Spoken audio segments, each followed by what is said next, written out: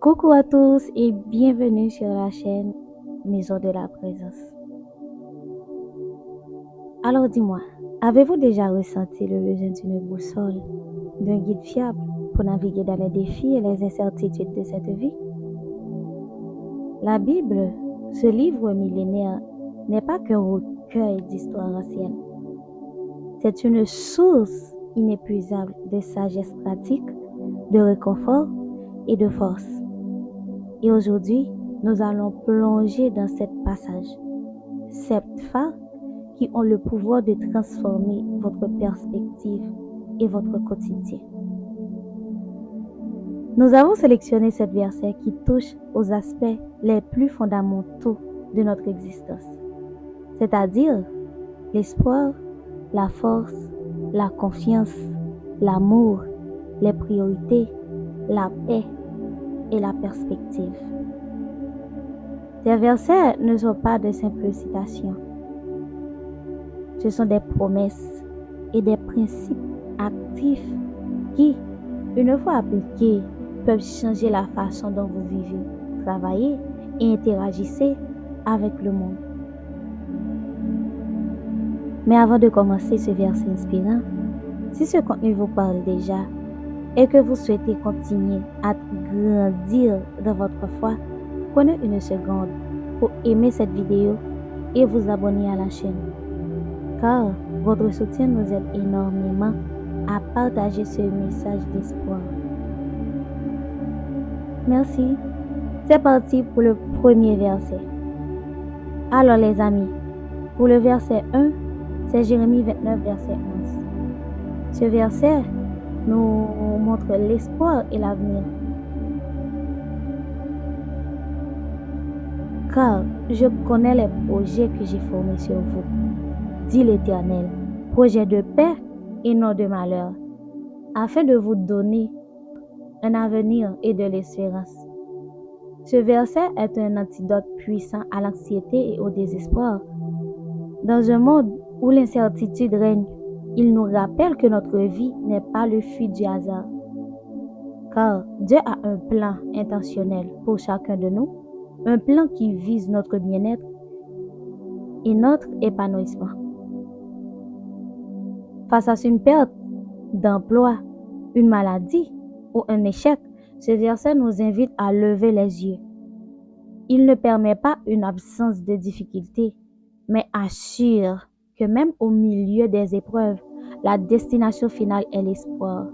Il nous encourage à faire confiance au processus, sachant que le Créateur de l'univers orchestre les événements pour notre bien. Et oui, que pour notre bien.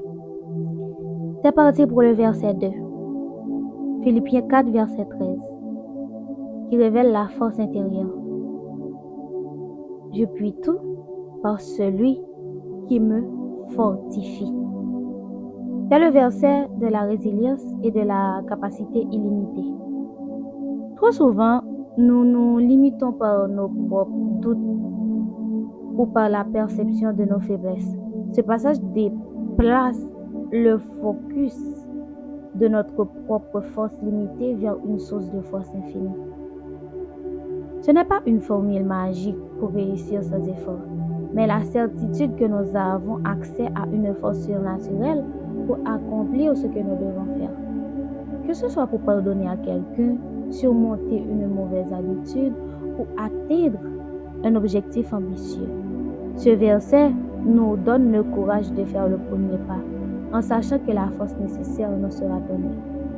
Et oui. Verset 3. Proverbe 3, verset 5-6. La confiance et la direction. Confie-toi en l'Éternel de tout ton cœur et ne t'appuie pas sur ta propre sagesse. Reconnais-le dans toutes tes voies et il aplanira tes sentiers. Ce verset aborde la question du contrôle. Nous vivons dans une société qui valorise l'autonomie et la planification. Cependant, la vie nous montre que nous ne pouvons pas tout contrôler. Car la véritable sagesse réside dans l'humilité de reconnaître nos limites et de placer notre confiance dans une intelligence supérieure. Quand vous êtes à la croisée des chemins, c'est-à-dire choix de carrière, déménagement, relations, au lieu de vous épuiser à analyser toutes les options, ce verset nous invite à prier, à chercher la volonté de Dieu et à agir avec foi. La promesse est claire, si nous l'impliquons dans nos décisions, il dirigera nos pas. C'est parti pour le verset 4, qu'on trouve dans Jean 3, verset 16. L'amour inconditionnel. Car Dieu a tant aimé le monde qu'il a donné son Fils unique, afin que quiconque croit en lui ne périsse point, mais qu'il ait la vie éternelle. Ce verset est le cœur de l'Évangile et la fondation de notre valeur personnelle. Il nous révèle l'étendue de l'amour de Dieu, un amour inconditionnel et sacrificiel. Notre valeur n'est pas basée sur nos performances, notre richesse ou notre apparence, mais sur le prix que Dieu a payé pour nous. Comprendre cet amour nous transforme notre estime de soi et de notre façon d'aimer les autres. Si Dieu nous a aimés alors que nous étions imparfaits, cela nous donne la capacité de nous accepter et de pardonner aux autres. C'est la source d'une sécurité émotionnelle profonde.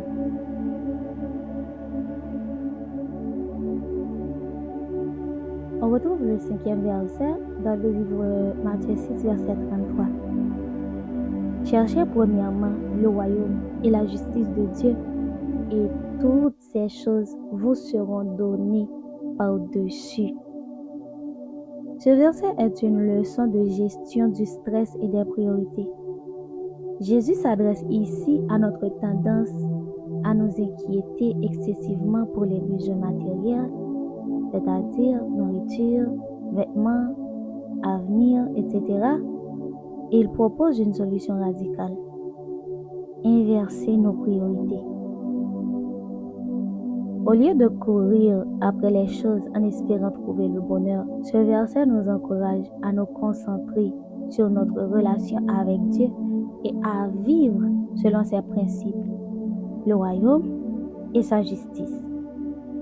La promesse est que lorsque nous faisons de Dieu notre priorité, il prend en charge nos besoins. Et cela ne signifie pas l'oisiveté, mais c'est une réduction drastique de l'anxiété liée à la subsistance. Le verset 6, on retrouve ce verset dans le psaume 23, verset 1. L'Éternel est mon berger, et je ne manquerai de rien. Ce psaume, souvent appelé le psaume du berger, est une source de paix et de réconfort inégalée. Car il dépeint Dieu comme un berger attentif qui pourvoit, protège et guide ses brebis. Il nous assure que, même dans les moments les plus sombres, nous ne sommes pas seuls. Ce verset est à méditer lorsque vous vous sentez seul, effrayé ou dans le besoin. Il nous rappelle que la provision de Dieu n'est pas seulement matérielle, mais aussi émotionnelle et spirituelle. Il nous conduit vers des eaux paisibles et restaure notre âme. C'est une invitation à se reposer dans sa présence. Le dernier verset, on le retrouve dans Romains 8, verset 28. La perspective est le bien. Nous savons du reste que toutes choses concourent au bien de ceux qui aiment Dieu, de ceux qui sont appelés selon son dessein. C'est le verset de la souveraineté et de la perspective ultime. Il ne dit pas que toutes choses sont bonnes, mais que toutes choses travaillent ensemble pour notre bien. Il nous donne une vision d'ensemble, nous permettant de voir au-delà de la douleur immédiate. Face à une injustice, une déception ou une souffrance, il est facile de se sentir victime. Ce verset nous donne la certitude que Dieu est capable de tisser même les fils les plus sombres de notre vie dans une tapisserie magnifique. Il nous encourage à chercher le sens et la leçon derrière l'épreuve, en sachant que rien n'est gaspillé dans le plan de Dieu. Alors, quel est le verset qui vous a le plus parlé aujourd'hui? Partagez-le dans les commentaires ci-dessous. N'oubliez pas de liker cette vidéo. Si elle vous a inspiré, de la partager avec quelqu'un qui en a besoin et de vous abonner pour ne manquer aucune de nos prochaines explorations bibliques. Merci de nous avoir rejoints et que la paix de Dieu vous accompagne. Dieu vous bénisse. À très bientôt.